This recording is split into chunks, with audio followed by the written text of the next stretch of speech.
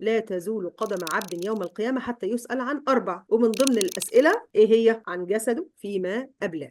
يبقى كلمة الصحة أعم من العافية، ولكن اللي احنا بندور عليه هو السلامة، والسلامة يعني معناها العافية، والنبي صلى الله عليه وسلم كان بيقول سلوا الله العافية في الدنيا والآخرة. فاحنا بنتعلم ازاي ناخد بالنا من العافية لأنها من الأمان. ايه هدفنا في العافية؟ يعني ايه هدفنا في ممارسة الحاجات اللي احنا هنقولها باستمرار؟ عايزة كل واحد كده يكتب هدفه، ان انا هدرس وامارس كل ما يتعلق بالعافية، علشان يكتبها كده بس على جنب، عشان كل ما احنا ماشيين في كل سيشن هنراجع النية بتاعتنا، هل هي والله بتتحقق؟ هل هي انا بدأت في الطريق ولا لا؟ فمثلا انا بدرس العافية عشان حفظ الامانة وهدي نفسي 20، لاستمتع بعمري هدي نفسي 10، لأداء وظيفتي في الحياة كأم أو كزوجة هدي نفسي كذا، لأداء وظيفتي في الحياة كخليفة الله في الأرض هتدي نفسك كام. تخيلي إن هم كده معمولين من 50، يا ترى أهدافك هتدي كل واحدة منهم إيه؟